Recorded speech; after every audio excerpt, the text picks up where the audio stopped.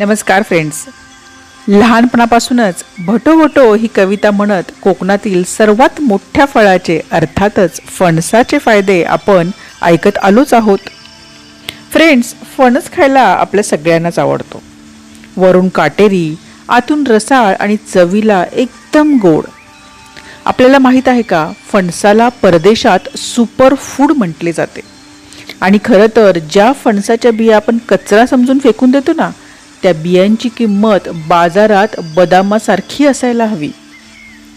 आजच्या रानवाराच्या व्हिडिओमध्ये आपण फणस आणि फणसाच्या बियांचे चमत्कारिक औषधी फायदे पाहणार आहोत, तेव्हा व्हिडिओ शेवटपर्यंत नक्की पाहाच. प्रामुख्याने भारत आणि दक्षिण आशियामध्ये आढळणारा फणस आता सर्वत्र सहज उपलब्ध झालेला आहे. फणसाचे नैसर्गिकरित्या मुख्य 2 प्रकार आढळतात. कापा फणस. या फणसाचे गरे कडक, पिवळे आणि चवीला गोड असतात.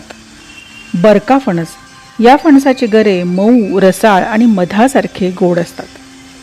फणस हे फायबरचे उत्तम स्रोत आहे. फणसामध्ये व्हिटॅमिन ए, व्हिटॅमिन सी आणि अँटीऑक्सिडंट्स भरपूर प्रमाणात असतात. Natural insulin. फणसामध्ये असे फायबर्स असतात जे शरीरातील ग्लुकोज संथ गतीने रक्तामध्ये सोडतात.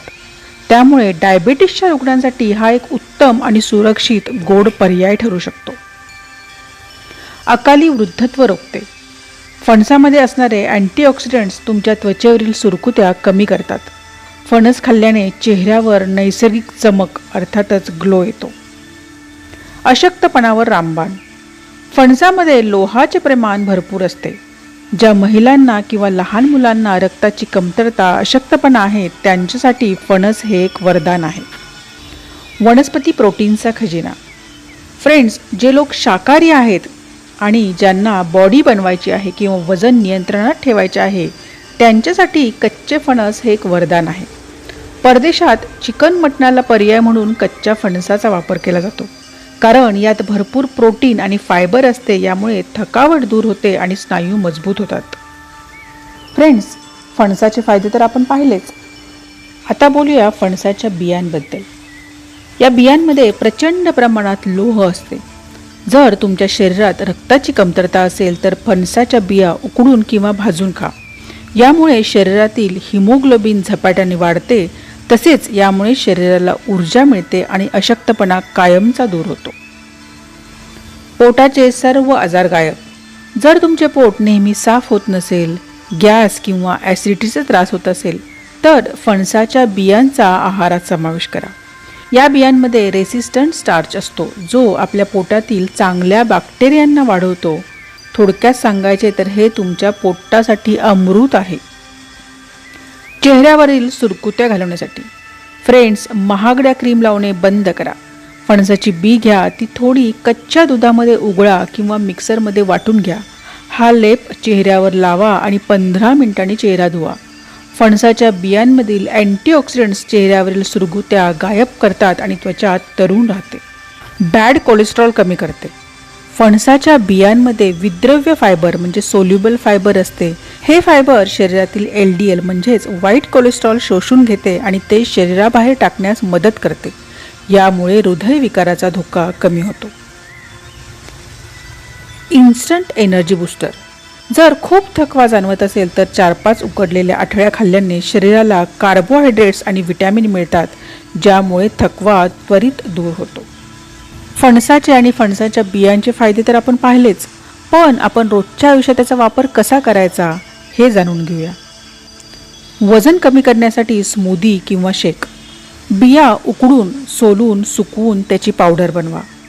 सकाळी दुधात किंवा प्रोटीन शेकमध्ये ही पावडर 1 चमचा टाकून प्यायल्याने पोट बराच वेळ भरलेले राहते आणि वजन नियंत्रणात राहते. तळलेल्या आठळ्या किंवा कुरकुरीत स्नॅक्स. आठळ्यांचे बारीक तुकडे करा. अगदी कमी तेलात किंवा अगदी एअर फ्रायरमध्ये सुद्धा थोडे मीठ, हळद आणि तिखट टाकून परतून घ्या. चहाच्या वेळी खाण्यासाठी हा बटाटा वेफरपेक्षा कितीतरी पटीने पौष्टिक पर्याय आहे.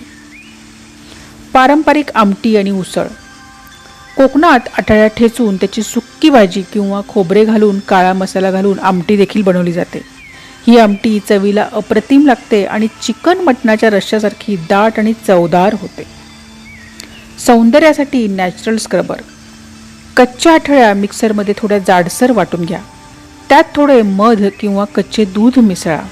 हा लेप चेहऱ्यावर चोळल्याने चेहऱ्यावरील त्वचेवरील मृतपेशी निघून जातात आणि त्वचा मऊ होते. नैसर्गिक खत. जर बिया खूप जुन्या झाल्या असतील किंवा खायला वापरायच्या नसतील तर त्या बारीक कुस्करून कुंडीतील मातीत टाका. यामध्ये असलेल्या खनिजांमुळे झाडांची वाढ झपाट्याने होते. फ्रेंड्स, आता ह्या वर्षभर बिया कशा प्रकारे साठवून ठेवायच्या? तर फणसाच्या बिया धुवून उन्हात 2 ते 3 दिवस चांगल्या वाळवून घ्या. त्यानंतर सुती कापडात किंवा कागदी पिशवीमध्ये बांधून ठेवा. प्लॅस्टिकच्या पिशवीमध्ये बांधून ठेवू नका, त्यामुळे त्याच्यामध्ये बुरशी लागते. अशा पद्धतीने वाळवलेल्या बिया तुम्ही पुढील 6 महिने ते अगदी 1 वर्षापर्यंत वापरू शकता. चला तर फ्रेंड्स, सध्या बाजारात उपलब्ध असलेल्या फणसाचे आणि फणसाच्या बियांचे फायदे आपल्या आरोग्याला करून घेऊयात. तुम्ही बियांचे काही फायदे वेगळे करता का? किंवा तुम्ही उकडून भाजून ह्या बिया कधी खाल्ल्यात का? मला कमेंटमध्ये नक्की सांगा. आणि हा व्हिडिओ जर तुम्हाला आवडला असेल तर आपल्या मित्रपरिवारासोबत शेअर करा. आणि अशाच आरोग्यपूर्ण माहितींसाठी रानवराला सबस्क्राईब करायला विसरू नका. त्याचसोबत बेल आयकॉन दाबा, जेणेकरून येणाऱ्या नवनवीन व्हिडिओंची माहिती आपणापर्यंत लगेच पोहोचत राहील. तोपर्यंत बाय फ्रेंड्स, टेक केअर.